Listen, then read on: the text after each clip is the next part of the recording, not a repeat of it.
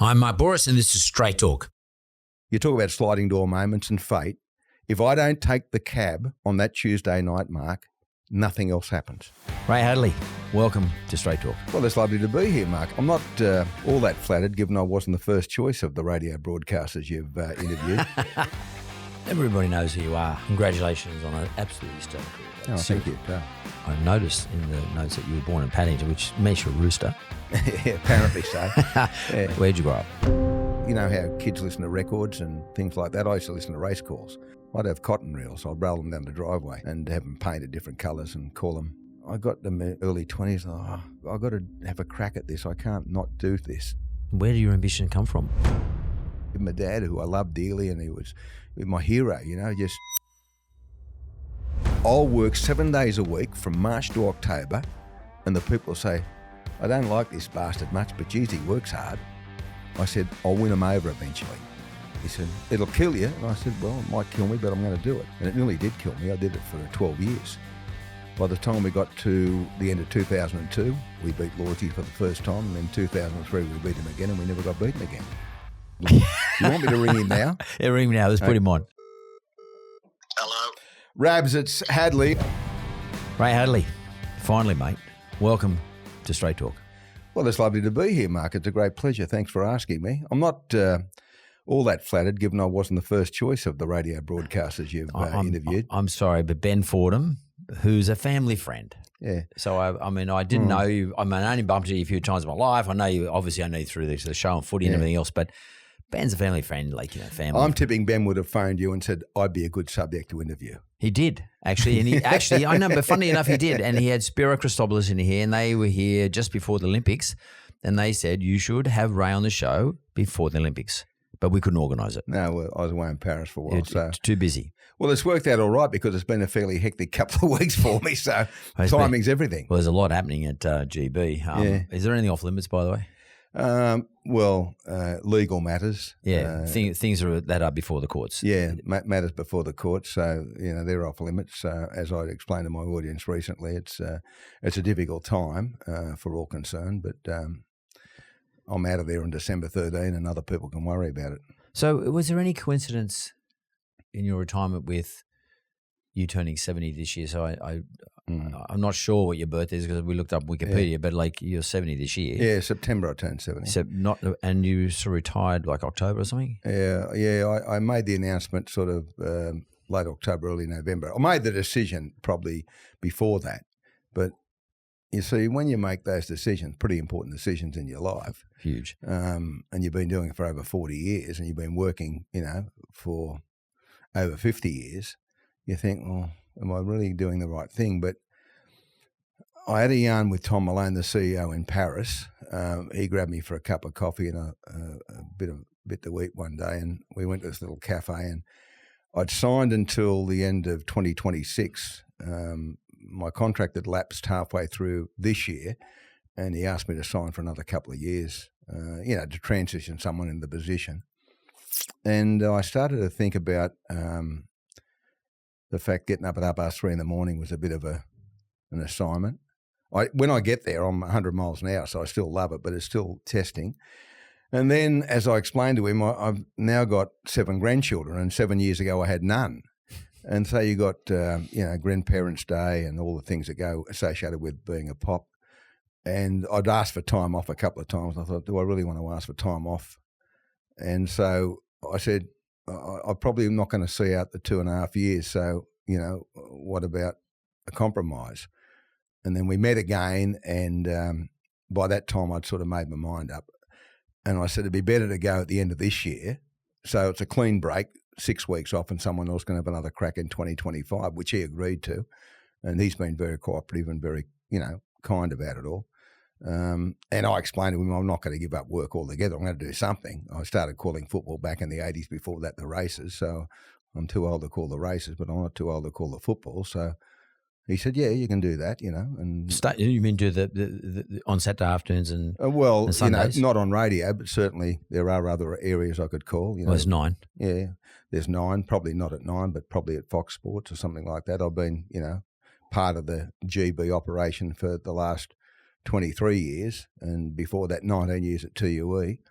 all of that calling football. So I thought, I've had a yarn to a few people, just, making myself available. And I think the ideal situation next year with Tom's blessing would be to do a couple of days somewhere, just to keep my eye on and keep things bubbling along.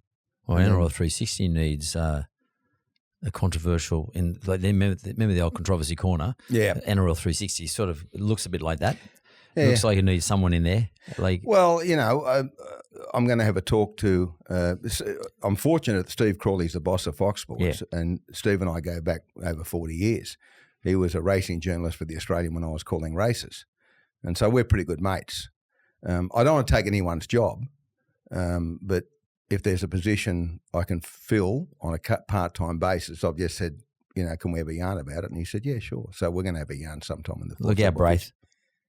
Look out, Braith. Braith, he's coming Braith's for you. Sweet. I don't want Braith's job. I don't want anyone's job. But I think someone needs to challenge that crusty old Phil Rothfield, Buzz. Look out, Buzz. I think someone needs to have a shot at Give him Buzz. a bit of a tickle up. Well, him and I have been mates too for a long time, warring mates from time to time, because he's always looking for someone to pay out in his column, and sometimes I'm a willing participant, other times an unwilling participant. So, it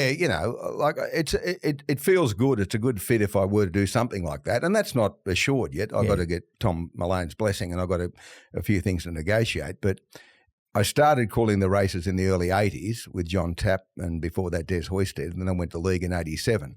So it would be nice to round out your career, doing what you started doing, I suppose. You're going to do 100 State of Origins? I mean, no, I don't think I'll get that opportunity, because the only two places you could do it would be on Channel 9 or radio. And, what if there's a special guest, Ray Hadley, going to call his 100th game? No, I'd have to get Rabbits there because he's on 99 as well. I know. So it was funny when I phoned him on the Thursday morning. I was about to make the announcement out of courtesy. We've been mates for a long time, and I phoned him, and you can always get Rabs. So I said, I'm going to announce my retirement. They said, you're not. I said, yeah. And he said, why? And I said, well, it doesn't fit well with me getting to 100 Origin when you've only done 99. He said, you lying bastard. I said, yeah, you're right. We're doing 100 State of Origin calls. That's what you're talking about. 100 State of Origins. Yeah. And we both end on 99, which is good because he started before me, and then he had a bit of a break in between Channel 10 and Channel 9, and then came back to it when Origin was in full swing in the early 1990s, and I started doing it in 87. So we've ended up both at 99 together, which is a nice piece of synergy. I've called more grand finals than anyone with 35, and I'll finish on 35. So, yeah, that's a good number to finish on, 99. Everybody knows who you are. I mean, by the way, congratulations on an absolutely stellar career. Seriously, thank you. In not just winning all the awards and winning the ratings and for so many years in a row, and doing all the football and the racing, and just generally being in the radio scene. But the longevity point, and I've been able to stay doing one thing, not necessarily for one station, but one thing for that long period of time and stay relevant is a pretty hard thing to do. How do you feel about that? I guess the longevity is the most rewarding thing because there are plenty of people who get into the media business. It's fairly hurly-burly, particularly radio. It's very competitive. I've had some very tough opponents over the years. I started off against Zorba and Hollywood, and Zorba's one of the toughest competitors. This is Peter Peters. Yeah, Peter Peters, for people who don't know Zorba. He was the preeminent broadcast duo, the Decibel duo. He toughened me up because he said of me in 1987 that I was the only bloke in the media that could walk into a bank without a mask on and rob it, no one would know who I was. And he hasn't forgotten it. And then he often says to me, I saved your career, because we had a fairly mediocre start in 87 ratings-wise. And at the end of 87, 2UE approached Hollywood and Zorba to come from GB to Hollywood UE. being our referee. Yeah, Greg Hartley, Greg. sorry. I think I'm talking to people that don't quite know who all these people are, but thank you. Yeah, Greg Hartley, good bloke, and Peter Peters. So they were offered the job to replace me at the end of 87 because we hadn't done all that well. And Hollywood and Zorba, Greg and Peter, knocked it back. So Peter often says to me now when we have a talk, he said, I saved your career.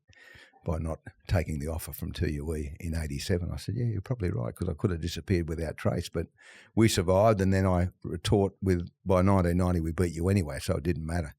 And we won for the next 30-odd years. There's something about Ray Hadley, and I do want to talk about who you were and where you grew up and stuff, but it's just you made me think about something.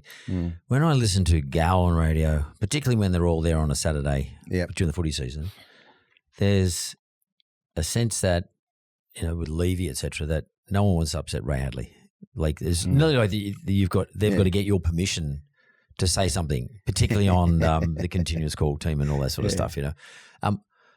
Is that a gag or? It's a running gag. I mean, I started it. I invented it along with Bob Fulton and Peter Frelingos, two of my dear friends who are both departed. And so there's a sense of ownership. But I mean, I love Gal. That's Paul Gallen, of course, the former New South Wales and Test player. And it's played on that they're scared of me and they're worried, but when in fact they're not. They're very irreverent about me. When I'm not there, they bag the tripe out of me, which is fine because I'm part of it. It was a comedy show more than a football show for many, many years. So I'm happy to play that role. But, I play up to when I'm on air with them briefly, and pull them back into line and all the rest of it. And there's a respect there given my age and my experience. And, and we exchange barbs and have a shot at each other. But I think they're doing a fantastic job. I mean, Oh, totally. It's hard to take over from a show that was as successful as it was with myself and Blocker and Stephen Roach, that is, and Peter Frelingos and Bob Fulton and others. And now they've reinvented it and they're doing really well. Yeah, I mean, and it is a real banter show. Like sometimes I listen to it, especially when the big mans are there, I think to myself, talking about footy, but their energy is pretty crazy, and Levy's pretty good at it. Like he conducts the orchestra really well. I mean, it's a great show, and it's a continuation of what used to be there when you were there with Bozo, etc. Bob Fulton, and I don't really remember Frelingos being on there, but Peter Frelingos probably passed away in the early 2004. Peter died. Yeah. So a long time ago, but Peter was a very important part of the whole structure because he was there from the very beginning in 1987. And he was a News Corp guy. Yeah, he was a journalist at News Corp, the chief league writer at News Corp. At the Daily Mirror, I seem to remember. Daily Mirror. Then when the Daily Mirror disappeared, it became the Telegraph Mirror. Then it became the Telegraph as it is now, and he was the chief league writer there. A bloke with great authority, but a bloke with a great sense of humour as well. And so he was a very important part of it, Peter, and our success. And then Bob was always viewed as a fairly studious, serious sort of bloke by the outside world. They called him Bozo for a reason. He's a bit of a clown, So, but he was sort of the combination of Peter and Bob was quite remarkable. They knew each other quite well. They'd been together for a long time on football tours and Peter reporting on it when Bob was both playing and then coaching. And so they had this repartee, which was very, very, very good. And I'd chime in. I was the youngest of the three of us and I was basically, Peter was a very experienced league journalist. Bob was one of the greatest players and an immortal in the game of rugby league and then a great premiership winning coach with great credibility. And I was sort of the new kid on the block.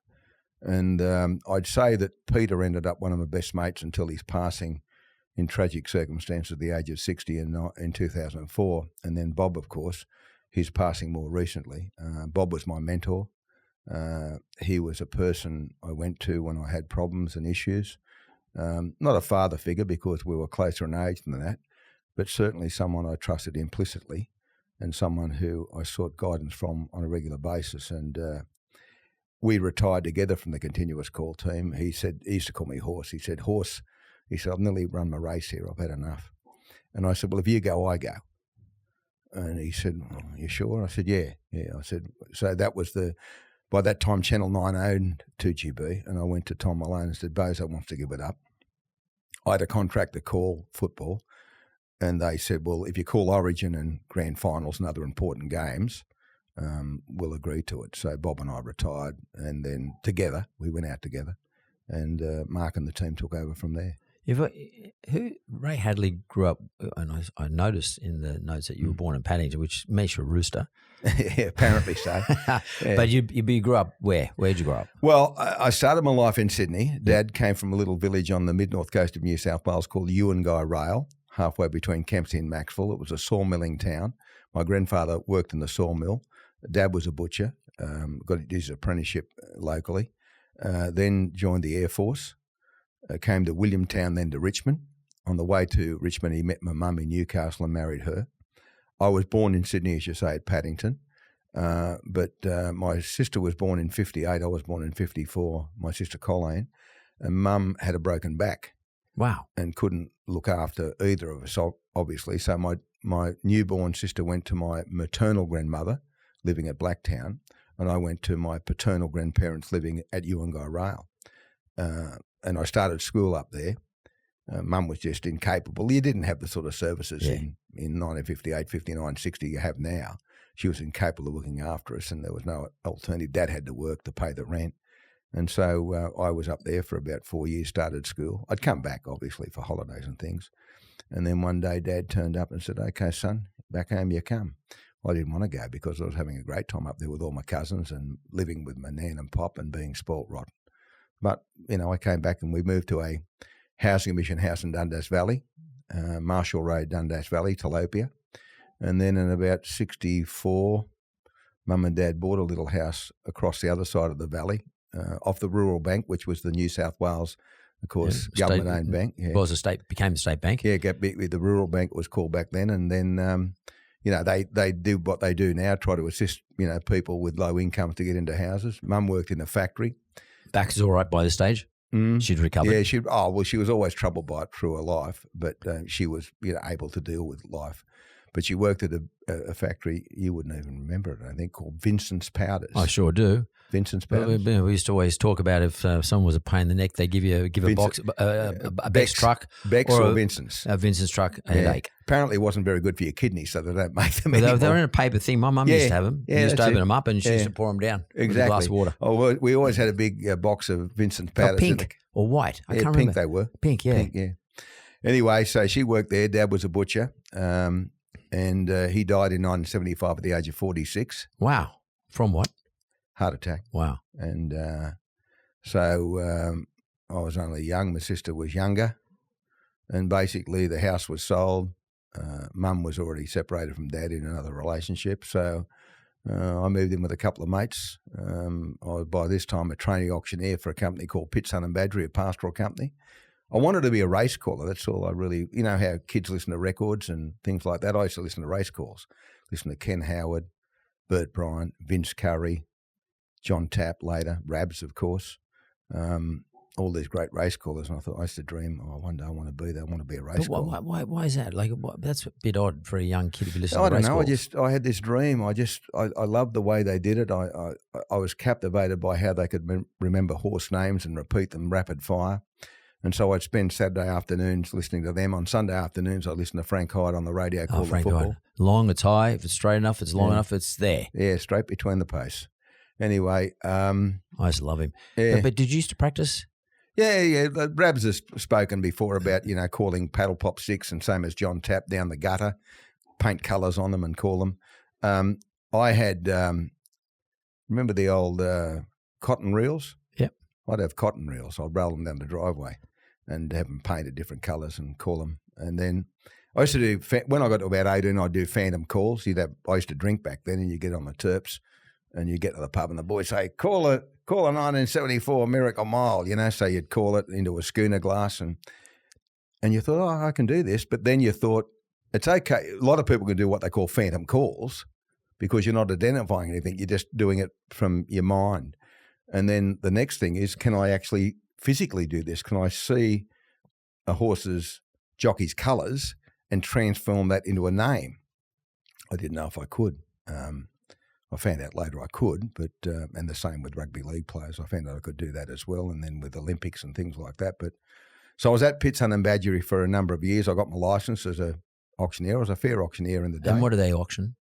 Cattle? We did everything from livestock. Pitts and Badgery was a pastoral company, but we did clearing sales. Yep. And then we did fine art sales. I did everything. I sold everything from diamond rings to bulldozers.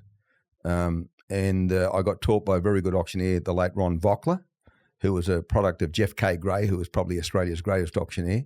Gray's Auctioneers. Yeah, Gray's. And then I still had this desire. I ended up working for an auctioneering firm at Parramatta called Steer and Company, who did the same sort of sales as Pitts and Badgery. And then I got them, early 20s. I was really ambitious. I thought, I've got to have a crack at this. I can't not do this. And so they had some races at the Sydney Cricket Ground, probably 80, 81. It was called the CIG 300 metre world's richest 300 metre race. It was also the world's only 300 metre race, as I understand it. And it was professional runners. And some bloke said to a mate of mine who was running it, he said, I reckon Ray can call that. So I went down there and I called the final. I got a free ticket to the grand final, which was a beauty. And I called it. And then I thought I might be able to do this. I can identify these people. So there's a running race at the grand final. Yeah, around the perimeter of the SCG, the old SCG. So then I started to go to whippet races out at a place called Berkshire Park. And I just turned up there one day and said, does anyone call the races? They said, no. I said, I'll do it for you. So I did that. And, I became proficient at that, 6 or 7 whippets running around the track. And then I decided to quit auctioneering and have a crack. So I was earning about $300 a week, and I quit and I was earning nothing. And so I didn't know what it was an impulsive thing I did. And then I got a bit of help and I got a job at Appin Greyhounds out near Campbelltown, calling the Appin Dogs. It was a straight track, 272 and 366 metres. First race 12.45, last race 4.45, 15 races, and I got $37.50. Per race or altogether? Altogether. That was my only income. What were we talking about, the late 70s? 79.80. Yeah. $37.50. So I went from earning $300 with a company car to $37.50 with no car. So I was sort of on the bones of my bum, and I thought, I'm going to give this 2 years, and if I can't get a job, I'll give it away. So a mate of mine owned a cab, and he said, look, get a cab licence, and you can drive a cab a couple of nights a week, and that'll get you enough money to keep going. So I said, okay. And it's a lot's made of the fact that the cab driver there's a lot of doctors around, lawyers around the moment drove cabs. Yeah. To sustain themselves while studying. And that's what I did. And so I started driving the cabs on a Thursday and Friday night and sometimes a Saturday night. And so what I do, I drive the cab from, say, 3 o'clock till 3:30 the next morning, 3 p.m. to 3:30 a.m. And you could get 100 out of it, if you worked hard. And then I drive it on Friday night, we could earn 150 if you went really hard from about 3 o'clock till 4 o'clock. Then I'd go home to mum's, I'd have a sleep, and I'd drive the cab out to Appin, to the dogs. So I was turning up at Appin in a taxi every week. And there was an old bloke, the old boss out there was a bloke called Jock McDonald. He was a cranky old bugger. He used to walk around with a clipboard and, he was really snappy. So I went to him one day. I said, Mr. McDonald, I said, what do you want, son? And I said, I've been out here for 6 months calling the races. I said, can I get any more money? He said, how much do you get paid? And I said, $37.50. How much do you want? I said, $50 would be handy. He looked at me, he said, $50. I said, yeah. He said, you can't be travelling too bad. You get a cab here every Saturday. I said, Mr. McDonald, I drive the cab out here. He said, you what? I said, yeah, I work till 4 o'clock in the morning, pushing the cab around, the city, and then I drive it out here, and then on the way back, I get a fare from Campbelltown to the city to have a crack. He said, you can have $50, son. He said, if you're doing that. And he was a good, he really sort of shone to me then. He thought, this is kids having a go. So I did that. Then I ended up calling the dogs at Bulleye and Nowra. Can I just ask you something around that? What do you think about those sort of sliding door moments in your life? Mm. What do you think back about the old bloke who gave you the $50 and sort of gave you a crack, agreed to do it? Is that actually a sliding door moment for you in your life? I got the biggest sliding door moment of all time that followed that. So I used to drive the cab Thursday, Friday and some Saturday nights. So there was no money in cabs on Mondays and Tuesdays. You couldn't get a quid out of it, No fares. Yeah. So one Tuesday night or one Tuesday afternoon, the owner rang me at Mum's, no mobiles, rang Mum's place and said, mate, do you want to drive tonight? And I said, oh, John, there's no money on a Tuesday night. And you'd pay the cab, you'd pay in, you'd pay 20 or 30 bucks for that cab and fill it up with LPG. So he said, look, the cab's sitting here, come and get it, no pay in. So whatever I made was mine minus the LPG. So you talk about sliding door moments or fate. So I'm in the cab, on a Tuesday night, I drive into Sydney with a fare. I end up on North Sydney Rank. There was a hamburger joint there that a lot of the cabbies would pull up and they were before Macca's, they have a hamburger. So I'm there and no computers, the radio call, point car the rank, Miller McLaren to North Ryde. So I'm that's first car the rank, so I'm first car. So I said, yeah, 1380, point car the rank. They said, 9 o'clock booking, Mr. Collier, 2UE to North Ryde. I knew who Mr. Collier was. It was Mark Collier, the news director. What I didn't know was that night the late John Pearce, who did 6 till 9, was crook. So Mark Collier filled in for him. So I get up there at 9 o'clock. He comes out at 10 past, jumps in the cab. And there was no M2. It was up Epping Highway. So he said, you know where you're going? I said, yeah, Herring Road or somewhere he's going to. So I know where it is, mate. No problem. So we're driving along and engaging conversation like you normally do with people. He said, what do? Uni? And I said, no, I'm not. I'm a race caller. And he said something prophetically. He said, you're a race caller? I said, yeah. Where at? And I told him. He said, so you're driving a cab on a Tuesday night and you're a race caller? I said, that's correct. He said, I take it you're not a very good race caller. And I laughed. I said, yeah, you're probably right, mate. And he said, so in that 25 to 30 minutes the trip took, I told him about my ambitions and what I wanted to do. So he said, give me a ring. Call me. So I did, about 20 times. Pestered him. So eventually in October of about 1980, he phoned Mum. Mum said, a bloke called Mark Collier is looking for you. So I phoned him and said, what can I do for you? He said, you're still driving the cab? I said, yeah, still driving that. And I'm doing Appin and Bulli and Nowra. He said, good. He said, I need a traffic reporter for Gary O'Callaghan. He said, come into the studio. We've got Navy Week coming up. He said, you ever been in a helicopter? I said, oh, yeah, not a problem. I'd never looked at a helicopter. So I went in the helicopter, did traffic for Gary, and then some magic happened between Gary and I. We just seemed to strike it really off. And next thing, I'm the full-time traffic reporter for the best-known breakfast host in Sydney on TUE, Gary O'Callaghan. And Sammy Sparrow. Yeah, he was on a 8:15 semi. And what happened, no one used to talk to Sammy bar Gary. But because I was in the chopper and he lived in the Opera House with Eleanor, his wife, and the kids, the twins, Sammy the Sparrow, that is, I started to engage with Sammy. And Gary loved it. I'd be in the chopper on a holding pattern, because Sammy was taken off to come to the studios at North Sydney and I'd be saying, oh, well, can you get Sammy out of the studio into the chopper because I can't land and stuff like that. And we'd have a joke. And so Gary was the start of my career and Mark was the start of my career. But you talk about sliding door moments and fate. If I don't take the cab on that Tuesday night, Mark, nothing else happens. No, but probably more important, if you thought you're too good to take the cab, and that you wouldn't have a crack, it's because you decide to have a crack. I mean, like if you're not going to have a crack, then you don't take the cab. Then you don't meet Gary. No, you don't meet Mark. You don't meet Gary O'Callaghan, and that's probably may well be you're still driving cabs or you're still calling Appin horses, or races, or going back to auctioneering or something. Because I'd set myself 2 years. I said, if I haven't done it in 2 years, I haven't got a job. And the most important day came later on when a bloke called David Greenwood gave me a contract at TUE, surety. Before that I was just casual. And I still got the contract in a frame at him. It was for $19,500 a year. About $400 a week or something like that. But in the 2.5 years or 3 years since I'd left auctioneering, I was getting about $40 more than I left.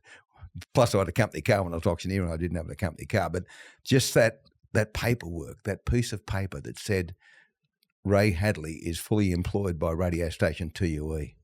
And I thought, I can't believe it. I got a full-time job in the media. Did you feel as though at the time, and when you look back at it now, do you think you were the sort of guy that were just because of your, how you got reared, how you grew up, humble sort of beginnings, that gratefulness was a really big deal and allowed you to actually accept these sorts of jobs and take on these things, like being grateful. Like, I feel so grateful that I now got a job in the media, irrespective of the amount of money you're getting paid. Yeah. Is that important? I've been very privileged, and to have a full-time career that lasted well over 40 years is quite incredible. And I mean, I was ambitious. I was really ambitious, and that grew out of humble beginnings. You know, I remember when I was only a kid, ambition, and I'm always cognizant of the fact that not everyone can, you know, reach their ideals or reach their dreams.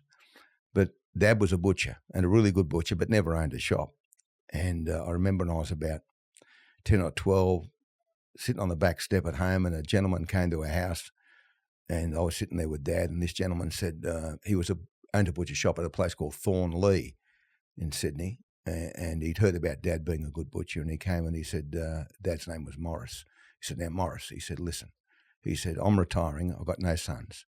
He said, I need someone to take over the butcher shop. And I've heard you're a good butcher and you're a hard worker. I want you to take over my butcher shop. And Dad said, oh, Mr. Whatever. He said, no. He said, I'm not a boss. I'm a worker. He said, and plus I don't have any money. He said, well, don't worry about money. I'll finance you into it. You don't have to pay me back. Eventually you will have to, but initially you just go into the shop. And I'm sitting there saying, oh, how good's this? Dad's got his own business. How old were you then? About 10 or 12. Yep. How good's this, you know? This man's wants to give him a dad who I love dearly, and he was my hero, you know, and he wanted to give him a step up in life. And Dad looked at him and said, no, I'm sorry, I'm not a boss. I'm not a boss. I'm a butcher. I'm a worker. And so I thought about that, not then or not later, but after my dad died. And I think at the time I was probably a bit resentful of the lack of ambition. But I mean, I'm only a kid. And I thought, I get a bit emotional thinking about it. And I thought, he's a really good bloke, my dad, you know, but he doesn't want to be a boss. He just wanted to work. And I think that had a profound effect on me later in life. But it must have. I mean, it clearly would have, because the ambition overtook me. You know, I was going to say, therefore, if your dad wasn't an ambitious person, where did your ambition come from? Was it just? I don't know. There was no one in my family. You know, Mum worked in a factory. My dad was a butcher. My grandfather's a sawmiller. You know, we came from very humble beginnings. Did you see other kids who had something that you didn't have, and thought, I want to have that? Or I want to improve my life and my family? Yeah, I think, you know, I didn't have children, obviously, and when I started all this, and I guess that drove me to, you know, want more in my life. Not financial rewards, but more success in my life, you know. So I did that, and I just think that even if I think about it, I'm talking about, you know, 50 years ago, 60 years ago, actually. And it still has a profound effect on me now. Totally. About my dad, and that's and so. Do you think that's unfair to you, or unfair, or just generally societally unfair for your dad to be forced to think that way? Do you think it was unfair your dad had to think that way for him? Yeah, but my dad came from you know, a family of 4 boys, and they had nothing. You know, they had absolutely nothing. Didn't own a home. You know, rented all their lives, and so. I remember how proud my dad was when they actually owned a house in Sydney in Dundas Valley. You know, didn't own it, the Rural Bank owned it, but they had their own home. And so that's something I always thought of, and that's something where I've connected with people ever since, that the understanding that not everyone has ambition, not everyone wants to be the best in what they do. And if everyone felt the way that sometimes I do, well, there'd be no one to drive trucks, there'd be no one to drive trains, there'd be no one to lay bricks, there'd be no one to do all those really jobs that are important, really important, that just want to work for wages like Dad did, you know. Do you I mean, clearly it's a driver. And by the way, you achieved it, your ambition. You've done very, very well. Yeah, sure. You're financially stable, you know. Yeah. I mean, clearly By the way, we've been through a number of divorces together. I'm pretty much the same I'd as have you. a bit more if I hadn't have been through, but anyway. Well, so would I. Yeah. But it doesn't matter. But you recovered from those things, and you've that's what you stayed have in to the do. game, and you've stuck to your thing. You kept going forward, and you made some money, and you put yourself in a position now where you can retire comfortably. Exactly. Yeah. Well, that's where we are. I mean, people say, I must have a stack of money. I've got enough money to retire. You got enough. Yeah, but I don't need any more. Yeah. I mean, I think about, my kids are set up, the three that live here in Australia. I've got a daughter in the States. They've got their own homes. They've got their own, partners, husbands, wives, and they're, in a strong position to look after themselves and their kids. And Sophie and I have enough to look after ourselves. We won't be going on, long holidays internationally and things like that. But that doesn't worry me, Mark, because I haven't lived that life. You're likely to see me at the local RSL, a local pub or the little Italian restaurant at Rouse Hill in preference to the Finger Wharf or other places. That's not my go. It's never been my go. I don't lead an extravagant lifestyle. I just, I'm a pretty normal person who has a bit more money than the average person because I've worked for it. This is a really interesting topic, this concept of retirement. Mm. And you just made me think about some stuff because sure. I'm not too dissimilar to you in age. And I've got 4 sons and I've got 3 grandsons. I haven't got as many grandkids as you've got. Sure. But one thing always goes through my mind is my level of my responsibility to my kids. Mm. Still, my older son's 43. I think to myself, well, when can I stop keeping myself in a position that I can actually provide for them just in case they need something to be provided for, particularly my grandkids. Yeah. Do I need to be a person who has to be able to send them to boarding school or to school, to a private school? Is that something that goes through your mind, that level of responsibility? All the time. I've got 7 grandchildren. I know you talk about them all the time on your radio show. I love that. They're a lot of my life. I mean, I spend as much time as I can with them now, given the constraints of work. But I remember when Dad died in 1975, Mum and Dad were living separately. And so I was, 20. I had to take control of the situation because Mum and Dad were apart. And he was buried by a great company, William H. Timmins, who still exists to this very day in Parramatta. He was buried at All Saints Church. And there was drama because my grandfather wanted him to be buried in his home village of Yongai, where his remains are now. And there was all these decisions to make. And then no one in my family had died previously that I could remember. My grandma died when I was a bit younger, but I was too young to think about it. And then there was a bill to be paid and we didn't have any money. And I said to my mum, we got any money anywhere? No. And I said went to the bank and said, has Dad got any money? And no. He had nothing. I didn't have $100. And so I think the funeral was going to be a couple of grand. And I didn't know what to do. Dad, you'll bury your father. He got no money. And my sister was only 16. So I said, I don't know how we get out of this. And you're grieving anyway. I was at Pitsun and Badgery on a Friday afternoon going to see me. He was living at Nelson Bay up the coast. And the coppers rang Pitsun and Badgery and spoke to my boss. And are you Raymond Morris Hadley? Yes. The son of Arthur Morris Hadley? Correct. Your father's deceased. So my immediate thought, he'd been killed in a car accident. I didn't know. He died of a heart attack, collapsed at a club up there with his father and brother, one of his brothers.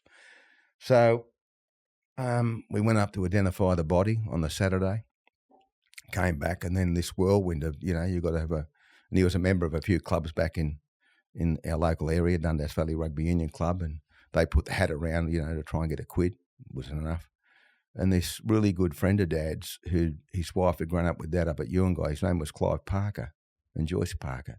And they were battlers. They had 8 kids. They were battlers.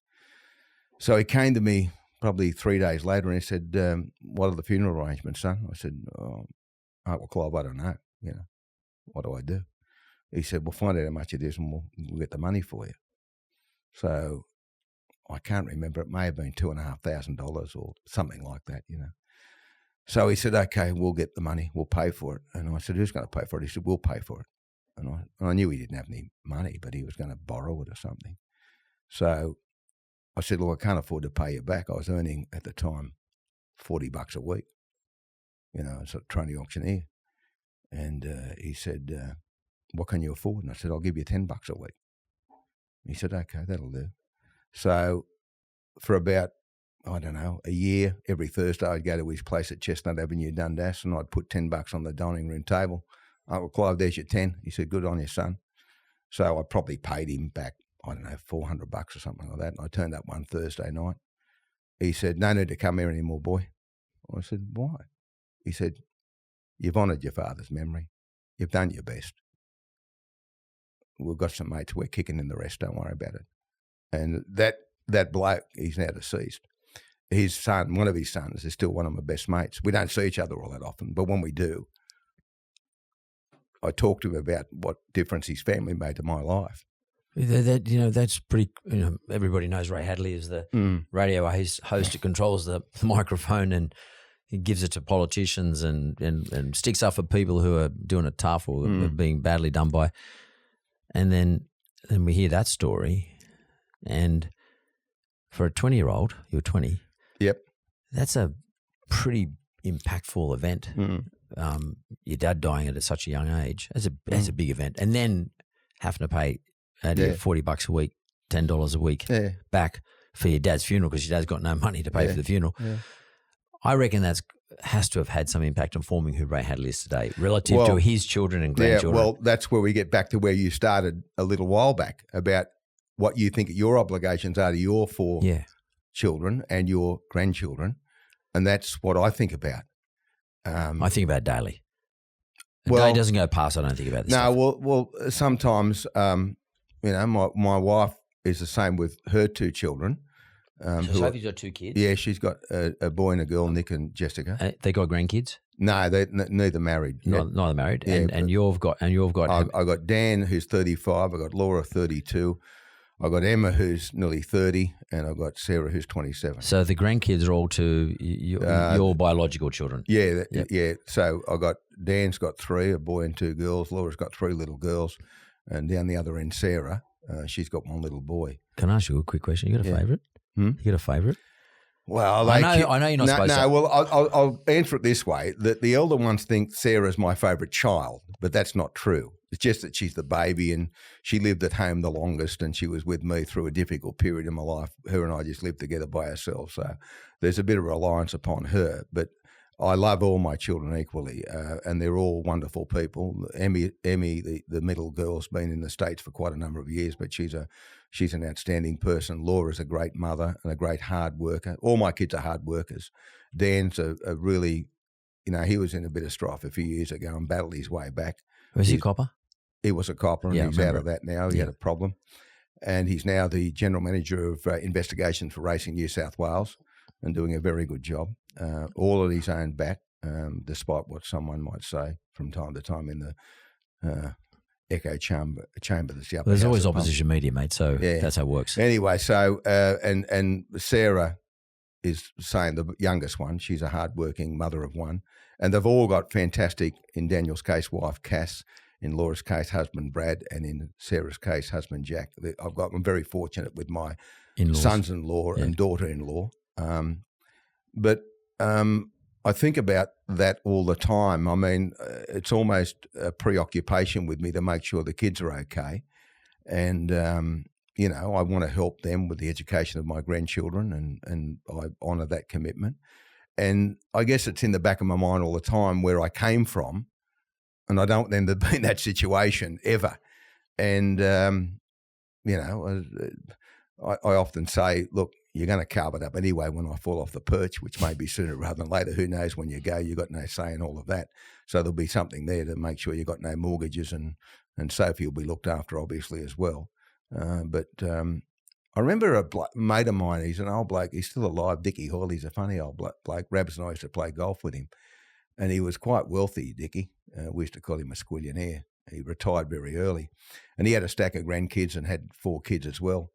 And years ago, he'd be talking to Rabbits and I, and he'd say, I'm taking the kids to Disneyland this year. We're going to Disneyland. I said, Jesus, Dick, that must cost you £1. And he said, well, they're going to get it in the end. He said, I'd rather see my little grandkids having fun now when I'm able to watch it than them doing it when I'm gone. And I used to think, that's not a bad attitude to have. and so to a certain extent I've been impacted by not just my circumstances, but a mate like Dickie, who I thought was a fairly good idea. If you've got a bit of money and you want to splash it on your kids or your grandkids, do it now while you can enjoy it with them, in preference to them enjoying it after you're gone. It's well, I mean, I'm sort of in the same boat as you, but I don't have as many. But I'm like you. I mean, I come from similar sort of circumstances, but not for the same area, but not that wealthy family. We had nothing. And I think it is a reflection of how we grew up ourselves. We just want better for our kids and our grandkids and everybody else around us, our partners. Yeah. So I do want to talk about Sophie. So how long have you and Sophie been married for now? Coming up for 4 years. Do you know you talk about it ad nauseum on the radio? Like, that's because it drives me nuts. Like, she's changed my life. I mean, she worked with me for 18 years. Yeah, but she's Ray. You say Sophie this and Sophie that. I love her. I know you do. I love her, and she's a great woman, and she has been instrumental in bringing our families together. The Brady Bunch. Yeah, she often talks about our blended family. That's good. And I love her daughter. I love her son. They're part of our extended family. They're very, very, like my own children, very productive young people who are achieving great things. A reflection on not only their mother, but their father, Greg, who's a good person. And so, people said that I changed since the grandkids were born. I've basically changed since I married Sophie. Changed which way? I've mellowed. I've calmed down a lot, and I'm a lot easier to deal with. Compared to what though? Like, how were you before Sophie? Rip, tear and bust. I mean, and I got myself in the strife, 10 years ago for, giving young blokes a hard time at work, and I paid the penalty for that, and I admitted to it. And you owned it. I owned it. I mean, it was the way I was. It was wide, and so, I changed anyway. But then with Sophie's influence, I've changed more because. Do you think she's actually sort of giving you guidance? Well, yeah, she's not that sort of person. She doesn't tell you anything, but she just leads by example. That's what I mean. She's, I had a joke with Tom Malone just last night.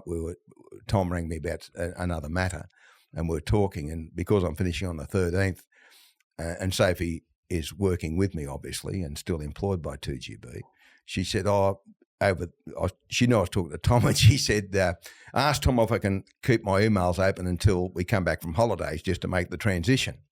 And I said, you heard what she said, Tom? And he said, yes. He said, of course, Sophie can keep her emails open as long as she likes. And I said, Sophie, in front of Tom, I said, I think he trusts you more than he trusts me, Sophie. And that's what it's like. She has this impeccable reputation as a person who would, she gets, if someone would suggest you got a parking ticket, she'd be in a state of apoplexy.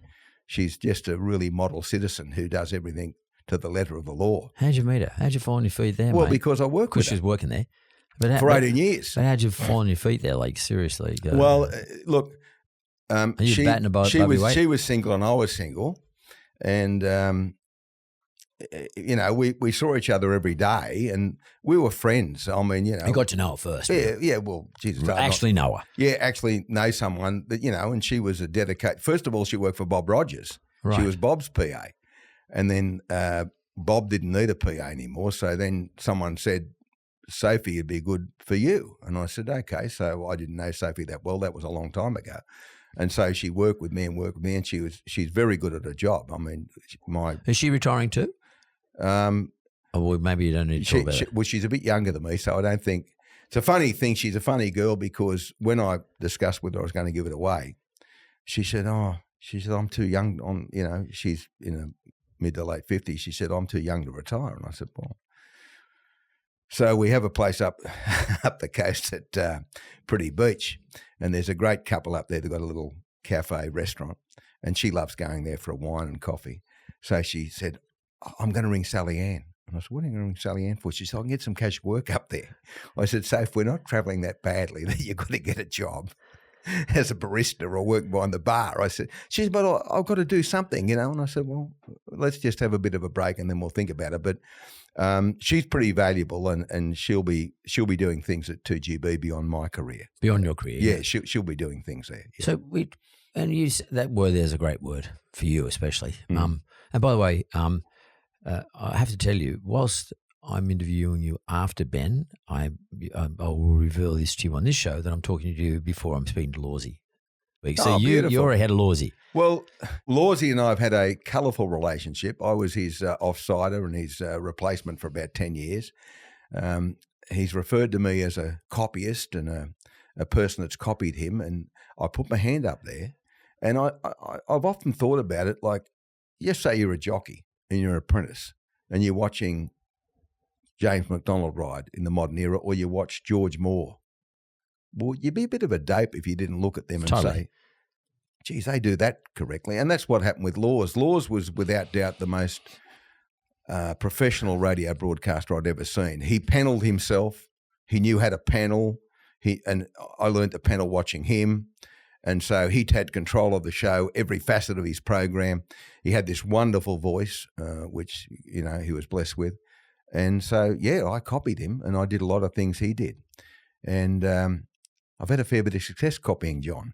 So I don't know that I changed the formula, but look, he retired at 89 and, you know, he's had this wonderful career that stood the test of time.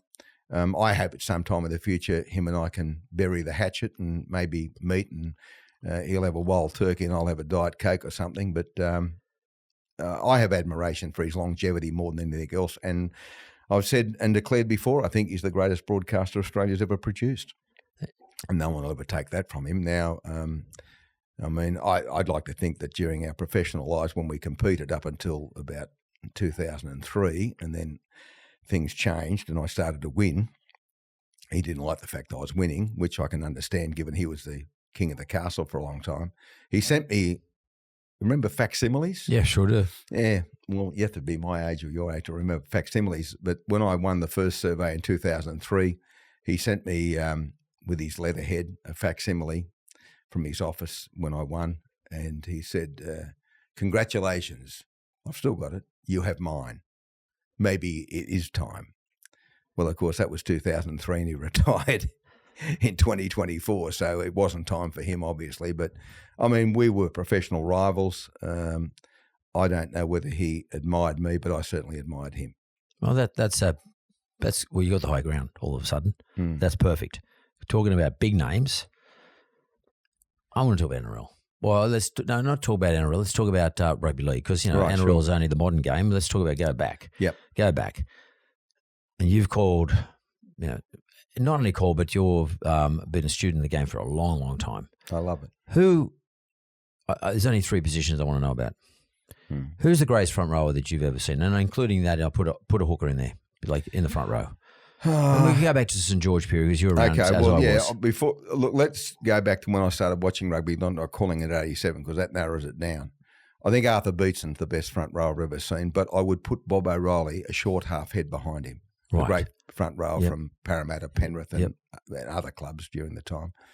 I think O'Reilly was a ball distributing front rower in the guise of Arthur Beetson. And they were great mates, of course, because they played together at Parramatta during the premiership years of Jack Gibson.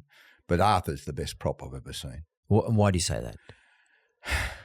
Well, he was just this big bloke who was probably lacking in match fitness most of the time. They used to call him half a game Artie or, you know, whatever they call him.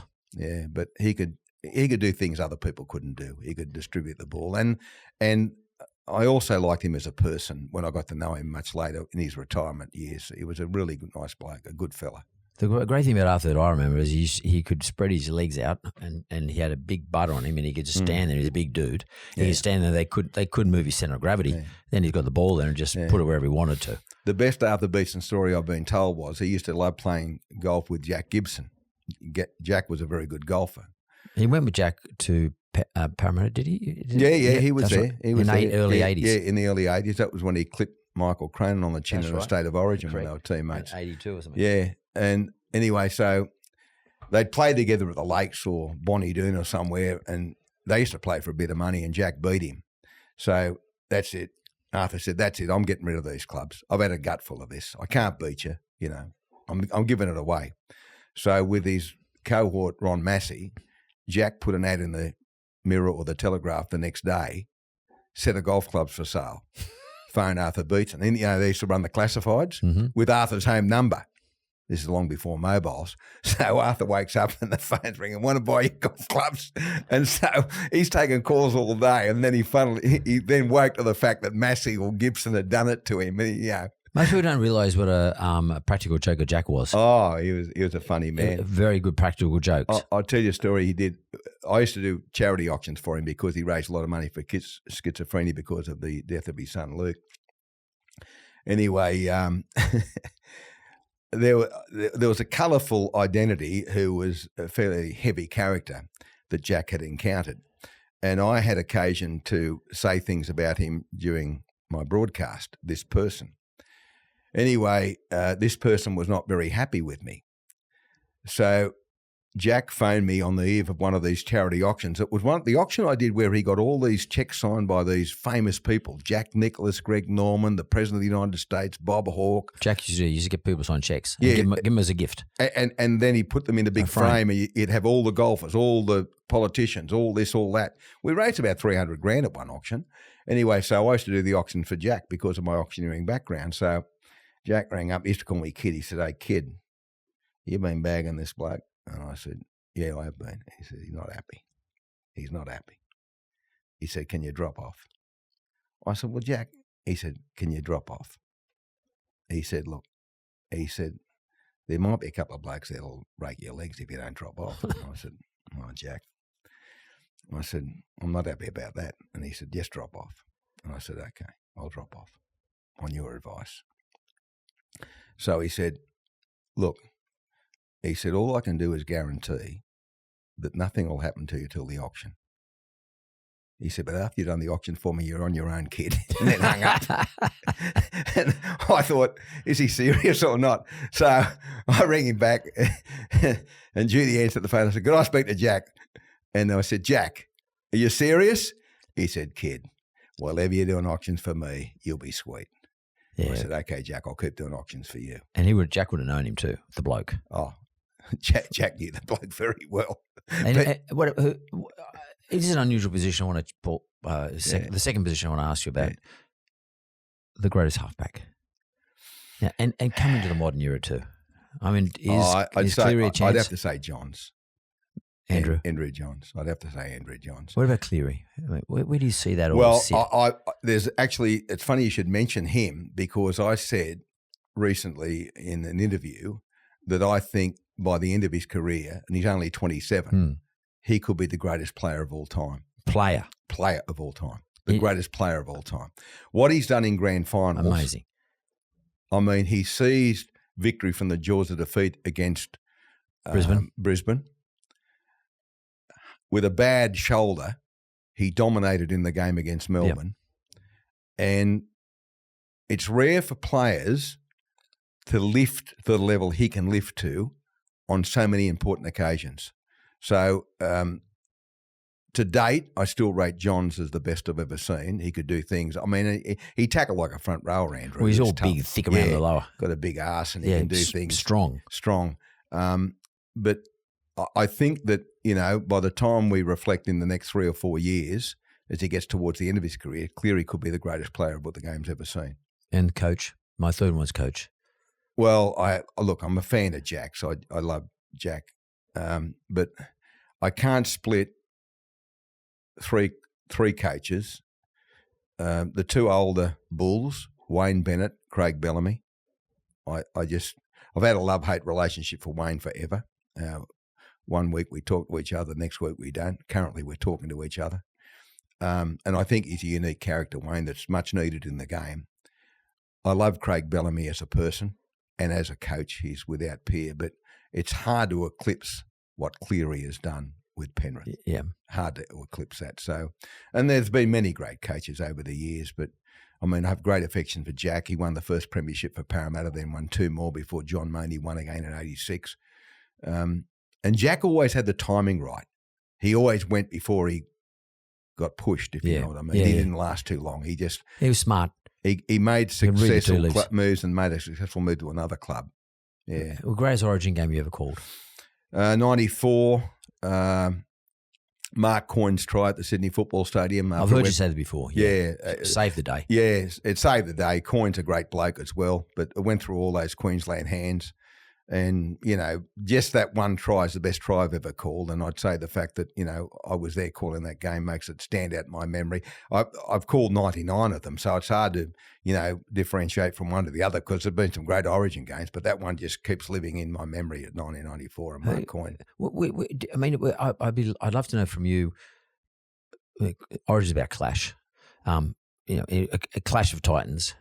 What would you suggest is the greatest clash you've ever seen in Origin? I mean, we've seen Spud Carroll, we've seen Mark Geyer, we've seen Wally Lewis, blah blah blah. But where's the best clash? And do you think that clash will continue on?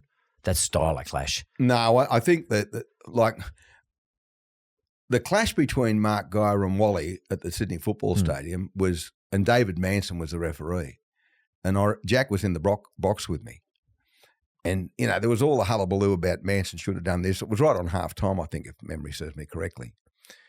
And then Jack looked at me and said, "Kid, what could he have done any better, Manson, in handling and diffusing what was happening?" No punches were thrown. They were shouldering each other and chesting each other and all the rest of it. Bridging up. Yeah. And then, Gordon Tallis dragging the fullback, Brett Hodgson over the touchline. I think he's playing wing, yeah. Yeah, dragging him over the touchline, as a defining moment. Every Origin Lewis played in, dominant, tackling people like he was a front rower, even though he was playing sometimes in a lock position or a 5/8 position. I think he's one of the greatest players of all time as well, Wally, and a great fella too. I treasure his friendship more than most. At difficult times in my life, when I was calling on Channel 9 on a Thursday night and going to Brisbane, Wally was a rock-solid friend, a good man. Yeah, he's been through his own dramas over the last couple of years too. Yeah, well, and I've offered my support to him because I've been there and done that, and, and no one's perfect. We all have frailties, but Wally Lewis is a good people. I don't arc up with people anymore, but if they bag Wally, I arc up because I know he's a good fella. You've seen footy forever. I mean, do you like where the footy is now? I mean, in terms of the evolution of footy. I mean, I used to go and watch with my dad, St George, play at the sports ground back in the 60s, and now I love the game now too. But do you have a preference for where the game would be, or are you happy with the evolution? No, I thought about it. I don't want to be one of those old blokes, particularly old commentators, who say, it was better then, it was better then. Well, the game's faster, they're fitter, they're bigger. Yeah, much bigger. Much bigger. I mean, back Bozo used to say to me, if you were feeding at 95 kilos, you're a monster. Yeah.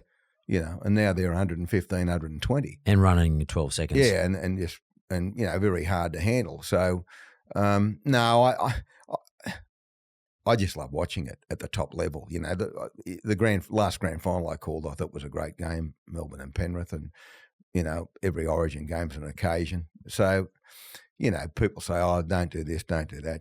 This changes and second phase and the cutout passes and all the things and that are repetitious about it and short dropouts and short kickoffs and all that. But I just don't want to sit here as a veteran saying, it was better when I started in the 80s. Games evolve, and this game's evolved. It's evolved from 1908 to 1928 to 1948 to 1968 to 78, 88, and it keeps evolving. You're right, actually, by the way, nearly every 10 years, it changes. If you look back at 10 years, it's sort of a fairly significant change. I mean, where it is now, I love it. I mean, it's a great athletic spectacle. I can't move off sport until I talk about the Olympics. I mean, how many Olympic Games have you called? I've been to 7. The first one was 92 in Barcelona, which I didn't do much calling because I was a commercial radio broadcaster seconded to the ABC. And there was a bit of, good people there. I worked with my dear friend David Morrow, the late David Morrow in 92, and some great commentators, George Griliusic, Alan Marks, Neville Oliver, really good ABC commentators. But they gave me the Greco-Roman wrestling to cover. So we'd never had a competitor in Greco-Roman wrestling. We'd never won a medal because we'd never had a competitor. But it was, those games were about learning. I'd never been to the Olympics before, and I sat behind George Griliusic and David Morrow at the track and field at Montjuic Stadium. I sat near Norman May for the swimming. Norman May, he was the swimming legend. Yeah, he was. He had a glass eye. I remember someone telling me a story. Norman used to take his eye out sometimes as a bit of a gag and put it in his glass of wine. He was a character nugget. And I mean, he was a hero of mine, and when I was a kid, gold, and then to think that I got to emulate him in '96 in Atlanta. So you succeeded him? Would that be right? No, well, sort of. Jerry Collins followed him in to be the swimming commentator on the ABC, but there was no real commercial radio swimming commentator, and I fulfilled that role from about 2000 on. Right. So I did the swimming in 2000, 2004, 2008, 2012. I missed 16, and then we had COVID, of course, and then I came back for 2024. So doing both track and field and swimming. Although in Paris I did mainly swimming, we had a brilliant young commentator who is the Melbourne race caller, Matthew Hill. I think he is perhaps the best commentator I've ever worked with. He's brilliant. He's just, I mean, I've never seen a bloke. I mean, you got these 1,500 metre races, 3,000 steeplechase, the 5,000, the 10,000, and you've got all these runners from Kenya and from different places looking the same, and he can identify them within a second. He's well, anyone that listens to the Melbourne Cup calls or the big race in Melbourne knows what I'm talking about. He's a freakish commentator. Was there anybody that you love to call in? I'd like to pick on the swimming because it's one of my favourite events. So that you like to talk about that, in terms of Australian competitors? Yeah, Ian Thorpe. 2000. The Americans go in raging hot favourites in the 4x1. Yep. Ian Thorpe swims the anchor. That's last leg. Yeah, last leg. And Ian's a 200, 400 swimmer. He's not a 150 metre sprinter. He's a strong swimmer. He's up against the fastest 50 and 100 metre swimmer in the world, Gary Hall Jr. Mm-hmm. In the last 100, he's into the pool behind Gary Hall Jr. And you think, well, silver. And then all of a sudden there's a sense of anticipation on the turn at the 50. He comes off the wall. He's going to get him, and then he's going to get him, and then on the wall he gets him. Yeah. And they won more 4x100s than anyone else, the Americans, for obvious reasons. They're very good at it. But, I mean, this Australian team anchored by Ian Thorpe won, and I sat next to him in Paris. He was on Channel 9 while I was on radio for 9 Radio. And I love him as a person. I love him as a swimmer. And he was thrust into the limelight as a kid. I mean, he was only a boy. Yeah, 16 or something. Yeah, 16. and he was able to achieve all these things as a kid from southwestern Sydney. And I think that's the greatest swimming performance I've ever seen, that last leg of the 4x1 in Sydney. Yeah, it looked like he knew he had to win it. Yeah, and it takes an inner strength that not many would understand. I certainly don't understand the inner strength athletes have to do what he did. I mean, he knows that Gary Hall Jr. is faster than him. Yeah. He knows that. He knows over 50 and 100, 9 times out of 10, Gary Hall Jr. beats him. Because he's a 200 swimmer and a 400 swimmer. Yeah, but he gets in the last leg and he beats him. I'm going to switch tack altogether because sometimes this is can be ugly. What about, I want to talk politics to you. Yeah. I mean, you don't hold back. You rarely hold back. Yeah, well, it's an opinionated radio. You get splinters sitting in your ass sitting on the fence, so you got to have a crack. Totally, you got to have a view. People, and by the way, people want to hear your view. If I'm an Ray Hadley listener, I want to know what Ray's view on it is. Yeah, well, that's what I get paid for, giving opinions. I mean, I don't work on the ABC where I've got to give both sides of the argument, allegedly. Yeah. I'm on commercial radio giving my opinion. Yeah. And people will agree with it or disagree with it, but it's a firmly held opinion I have. Well, could we just talk about that for 1 second before I go on to politics? Yeah. In terms of you presenting your show every day, what's the cadence of it? So what do you have? What are you on 48 weeks a year or 36? What's the deal? Okay, so I have about 6 weeks off through the course of the year, so I'm there for 46 or 52. The day starts at 3:30 with an alarm. I'm in the studio by about 4:30, 4:45. My one staff member's there when I get there. The other 2 make their arrival at 5. And what would they have done before you get there? No, my staff member and I are the first ones in. Right. My executive producer, Olivia, and that's always the case with my EP, we're the first ones in. We work by ourselves, and then the other 2 girls. But what are you doing? What are you doing? Oh, well, I go through emails. and I'll have emails. I check my emails the night before I go to bed about 9 o'clock. I check and see if there's any emails, and I'll forward them to her and say, we need to discuss this in the morning. There may be emails from politicians. There may be emails from listeners. As in suggestions for the show. Yeah, so there'll be things that we have to attend to. There might be an email from a person listening who needs help with something, and we're going to address that either on or off air.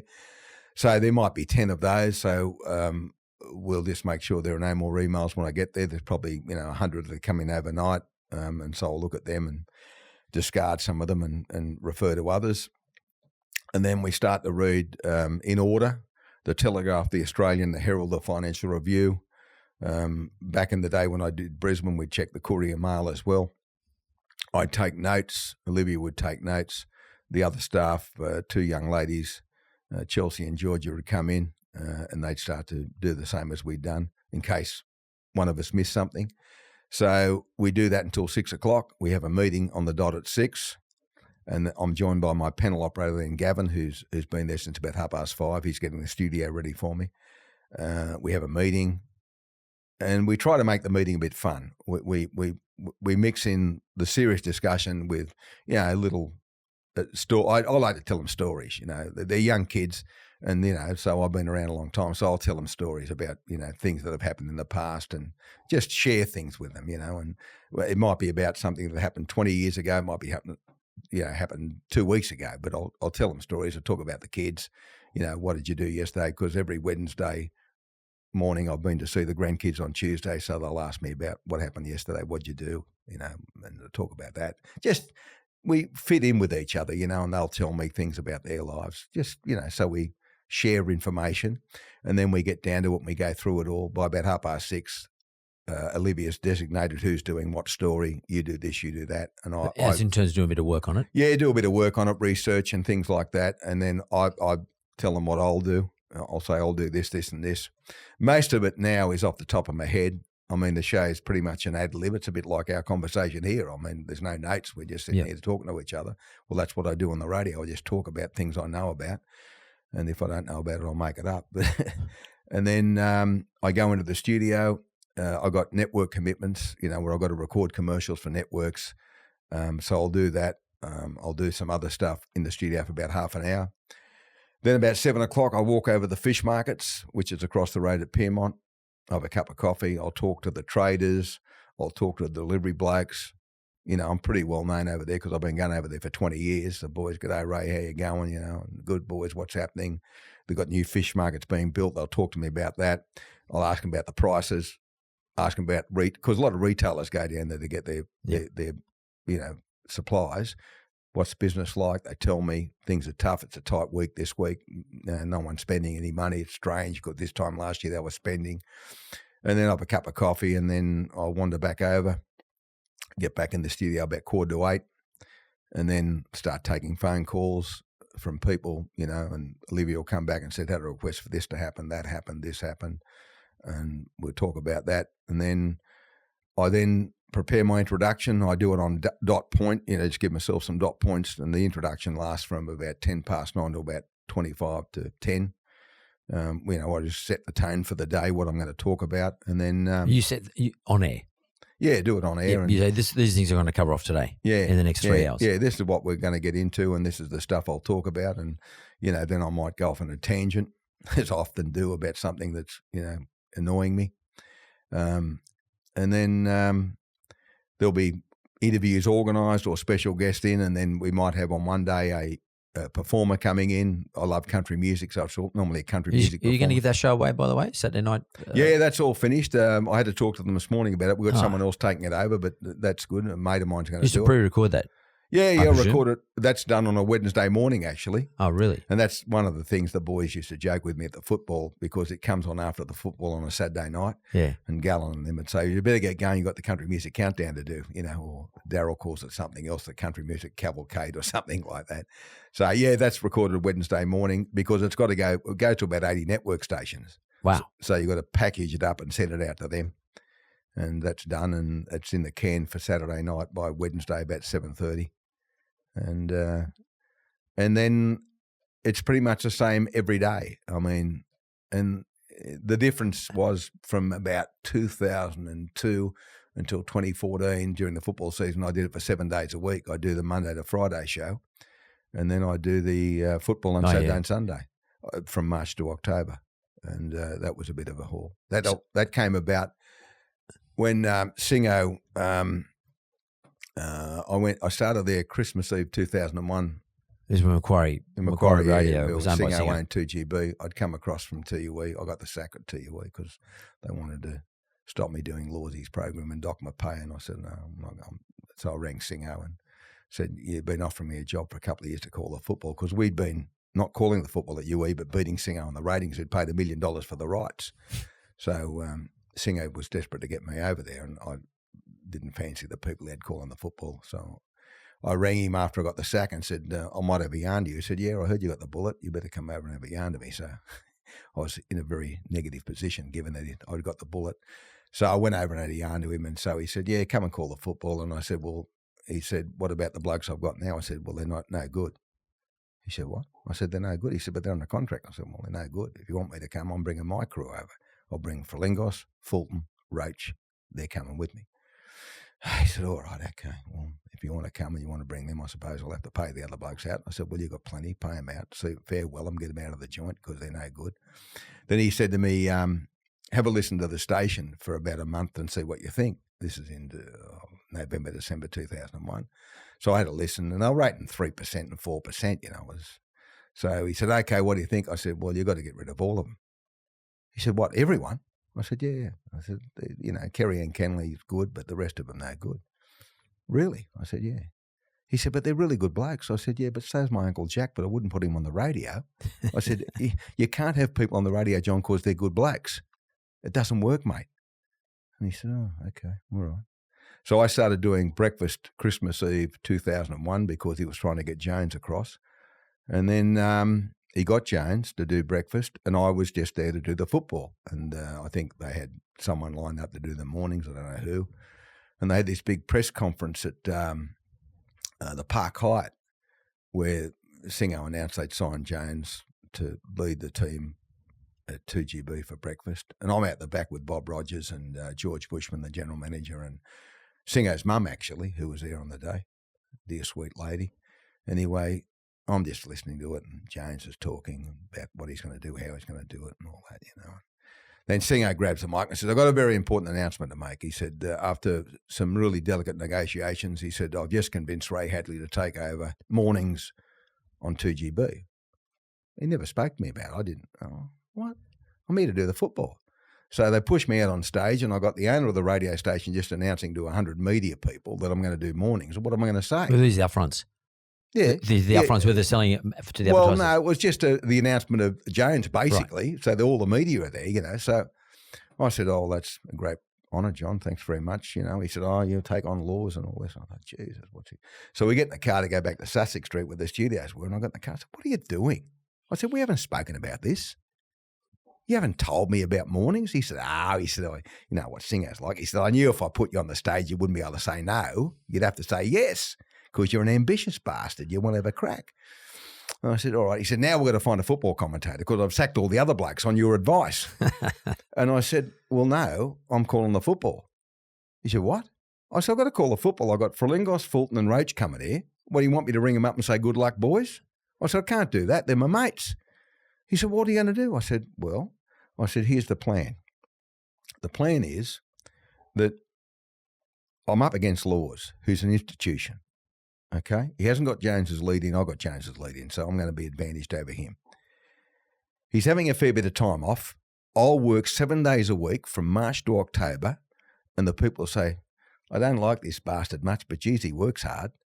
I said, I'll win him over eventually. So he said, it'll kill you. And I said, well, it might kill me, but I'm going to do it. So I did it, and it nearly did kill me. I did it for 12 years, worked 7 days a week from March to October. I don't know how I did it, but I did it. I was a lot younger then, obviously. And by the time we got to the end of 2002, we beat Lawsy for the first time, and then 2003 we beat him again, and we never got beaten again until I lost a survey about a fortnight ago for the first time in 160 surveys or 20 years. I saw that. I couldn't believe it. It's just off the back of you announcing your retirement. Yeah, well, I mean, look, I noticed Channel 7, who are one of our opponents, given we're owned by 9 Radio, did it. They met me out the back the day that the ratings came out, and the young bloke, interviewed me, and I stopped the car. I don't want to be impolite. He's been waiting there for me, so I come out of the car park. You could drive off, but I thought, no, I won't do that to the bloke. So he was very polite and asked me about, are you disappointed? I said, not really. I said, we won 160. That's 20 years unbeaten. No one's ever done that before. So it's, something to hang your hat on. And so I get home, and then I start getting phone calls about 6:30. They put the package to air, and they said, Ray Hadley's won 160 but lost today to ugly Phil O'Neill from WS. So he's going to retire a failure. So I thought, failure, eh? Okay. Given that Channel 7 can't beat Channel 9, I know a bit about failures compared to them. So there's one more survey to come on December the 17th. And if I happen to win it, which will mean I've won 161 of 162, I'll be on the phone to someone at Channel 7 saying, listen, you low bastards, the failure here, I've just had a win. However, if I get beaten, I won't be ringing anyone. I'll just disappear into the ether. But I'm going hard for this last survey because I'd love to win it just to jam it up Channel 7 News for what they said about me. Ray, you talked about when you're setting your day, you get phone calls. And I presume, politicians will ring you or their chief of staff or something like that, or you might be ringing them. Yeah. Who's been the toughest politician you've ever had to deal with? I mean, in terms of punish. Malcolm Turnbull. Yeah. He rang me one day and gave me a spray. Over the phone? Over the phone. Not on air, though? No. He gave me a spray about something I said. But I think most people had kowtowed to Malcolm. So given that I was a Western Suburbs boy, I replied in kind. I think Malcolm heard words he'd never heard before, along the lines of stick your head up your ass and use yourself as a fucking jug handle. And how'd he take it? Not too well. Yeah. You can't speak to me like that. I said, well, don't ring me abusing me. Who do you think you are? I'm no better than you. You're no better than me. And we went at it hammer and tong for quite a while. And I might have got him to swear at me, actually. He may have lost his cool with me. But, I mean, I don't like him. He doesn't like me. I think he was a dreadful Prime Minister, and I don't think he's much of a person either. And the 2GB or the group tends to be more definitely not left. No, we're conservative. Conservative. I'm a conservative commentator. Yeah, correct. Yeah. And of course, Malcolm was a leader of the Liberals at the time. But he was masquerading as a Liberal. He's a Labor person because he's turned since then. Well, no, I think he was always left of right. Left of centre. Left of centre in the Liberals, yeah. In the Liberals, and he's a person that was elevated to the Prime Ministership. I think beyond his station in life. And you had a really good bloke like Brendan Nelson, who was then the leader before him, who got, you wouldn't say knifed, but you could say knifed. Could say shafted. Shifted sideways. And Nelson's a really good fella, a good, decent man, and would have been a good Prime Minister had he been given the chance. Did you deal with Scott Morrison? Yeah, I got on well with him. We had a couple of blues over time, but he's a decent human being, Scott. I mean, But where did he go wrong in the end? I think the holiday in Honolulu did him in. Yeah. I'm not holding a hose. I think he did a great job through COVID. I really do. I think under the circumstances, yes. Yeah, I mean, no one had ever been there. We had a Spanish flu back in 100 years ago, but nothing in the middle of all of that. And it's always easy to look back and say, "Well, I've done a better job." Should have done. But he made some pretty tough decisions, and we're an island nation. People had to remember that. We weren't part of Europe or the United States of America, and he had to stop the spread of it. And he might as well take advantage of the fact we are an island nation. Just close the joint down. Yeah. So, but I think he did his best in very difficult circumstances, Scott Morrison. What about Albo? Well, I've known Albo for about 35 years, and I've got to admit that when he was elevated to the leadership, I thought, well, he's a knockabout sort of bloke. He's a Rabbitohs man, and, he's from the left of the Labor Party, but, I really was encouraged by him. I thought, he might have a crack, this bloke. But I now can conclude by saying I think he's the worst Prime Minister I've seen in my time in broadcasting. I've heard you say it on radio. Yeah, I think he's just not up to the task. I don't think intellectually he's up to the task. I don't think that he's smart enough. Even going to the election, I started to have my doubts when stuffed up interest rates. I mean, I'm a knockabout. When they asked him what's the official interest rate, he didn't know. He had no idea. And you can't be the leader of the nation and not know those. Even if you're not well versed in finances, you are. I'm not. But I'd still, if I was being the leader, I'd make sure that I'd be saying to people, I need all these facts and figures in front of me. It's pretty basic. Yeah, I need to know all this stuff. Yeah. And even if I'm not enamoured by it, it's not one of my goes, I need you to be here telling me about it. Yeah, yeah. I mean, who do you think is our greatest Prime Minister then, in your time? Oh, Howard. Why? A really steady hand. Smart. The gun buyback. Yeah, after Port Arthur. I mean, it wasn't very popular at the time. I mean, you reflect back, but a brave decision and a right decision, as it turns out, a very right decision. And there's a sense of decency, and he was never panicked or flustered, and as opposed to Albanese, who doesn't know his ass from his elbow, Howard was always on top of everything. He was always well briefed, and, he was made fun of, and people made fun of him over quirks and different things he did. But I think that he was a wonderful Prime Minister at a very difficult time. Yeah, and I think also, I think Albo's a great politician, and what I mean by that is, as a diplomat, like he'd be a great diplomat. I don't think he's been a great leader in the leadership sense. Yeah, I don't get that sense. I quite like the bloke. So do I. I quite like him, and but leadership's not his go. And so I'd like to repair our relationship when he's not Prime Minister. Yeah. When he's not in such an important job, I mean, he was Transport Minister at one stage, and I don't think he was a very good Transport Minister. I just think that, I think Bill Shorten would have been a pretty good Prime Minister. I really do. The way he's handled the NDIS has been very good, and I've had a lot to do with him over the NDIS because there's a lot of frailties attached to it, and it's very important that we look after people who are less fortunate than most of us. But I mean, he was given a shit sandwich really when they said, "Here, look after this." And the thing with Bill, he will aim up. He'll turn up. Oh yeah, no, Bill will turn up. Like if you call him, I've heard you. Oh mate, I've had conversations. I've heard you give him curry over the. I've been in the middle of nowhere. I remember I was driving from Mudgee to the Gold Coast, probably earlier this year or late last year, maybe earlier this year. I'd broadcast in Mudgee at the racetrack for the country championships, and I was making my way up to the Gold Coast for some other reason. And I was in the middle of nowhere, and he rang about a really difficult situation with the NDIS with someone who had special needs. And I told him the story and said, "You've got to help me with this person because this is dreadful. You've got all the Rauders stealing money from us, and you've got this really, really poor person that needs some help." And he was really invested in it, and he solved the problem for this poor person. I mean, I'm happy for him. He's getting out of politics and going to be the Vice Chancellor of the ANU or wherever he's heading. But I mean, I think he's a good person. I think he's a good person. I hope you indulge me for a second, but I got some people who know that I'm talking to you, and I got this. Oh, I don't know if I should tell you who it's from, but I'll guess. Okay, has anyone? And this is an important one from this individual. He says, "Ask Ray, has anyone ever attacked his family because they're related to Ray Hadley?" Yes. Can you tell me about it?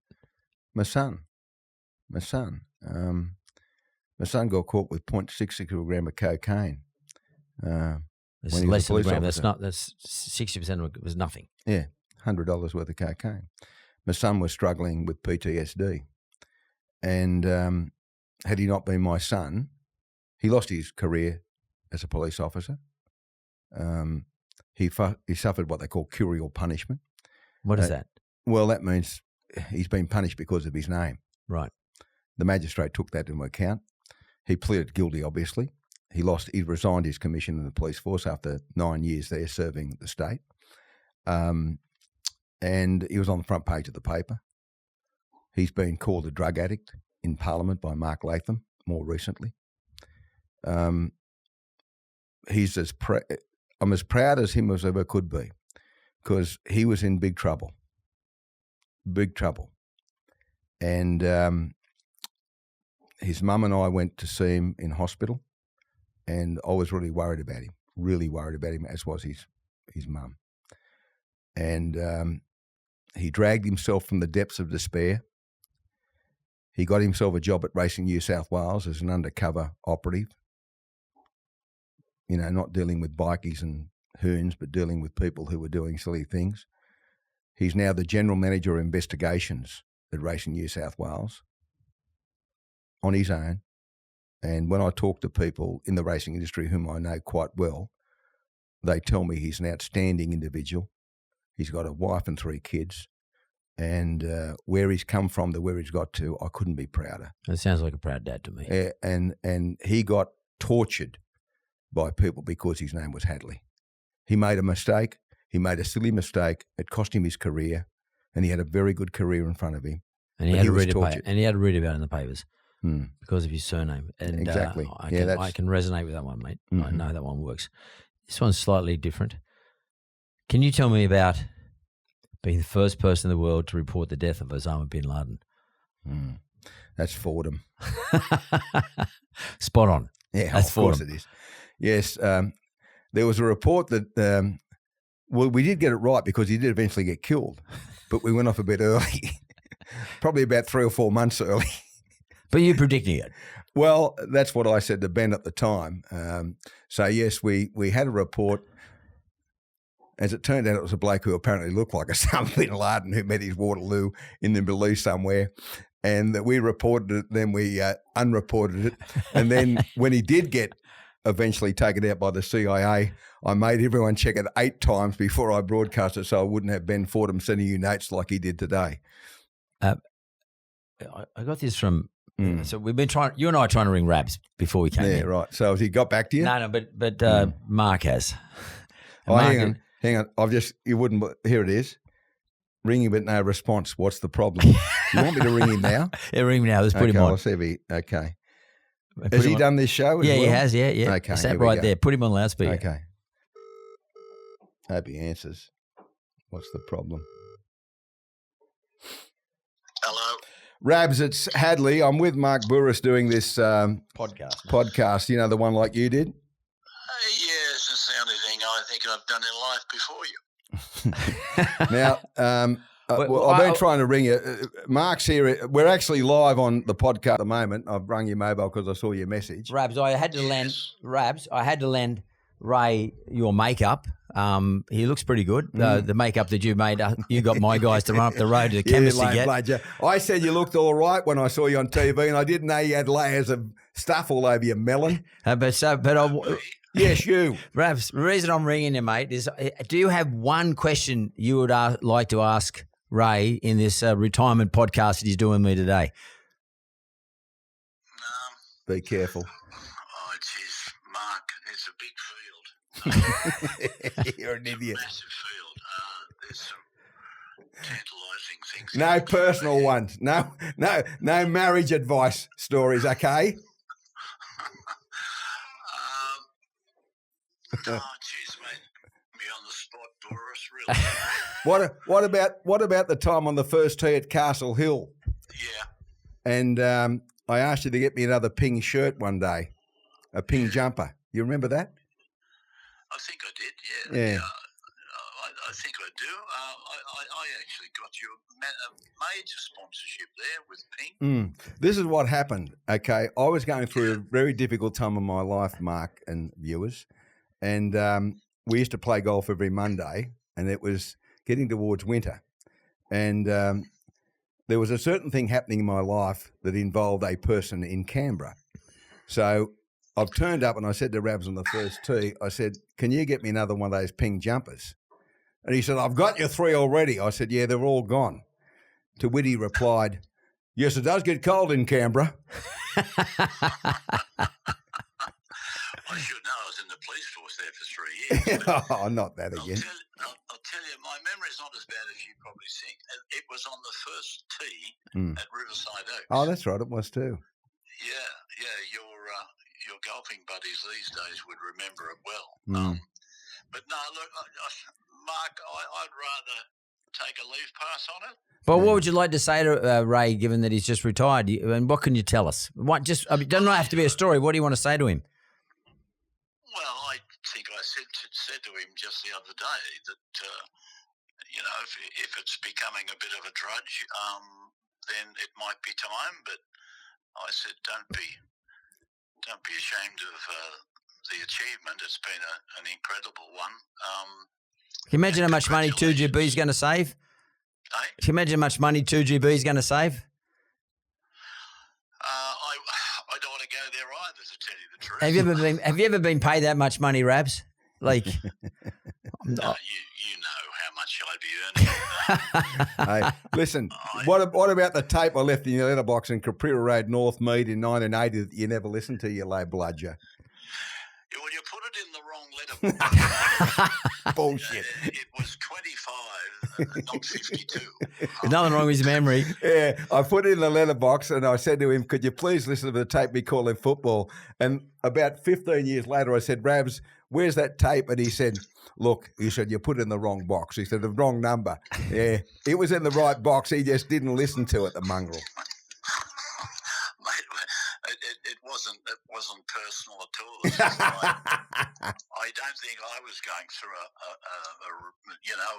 any better time than then. I was going through a hell of a time at that particular moment. Oh yeah, good.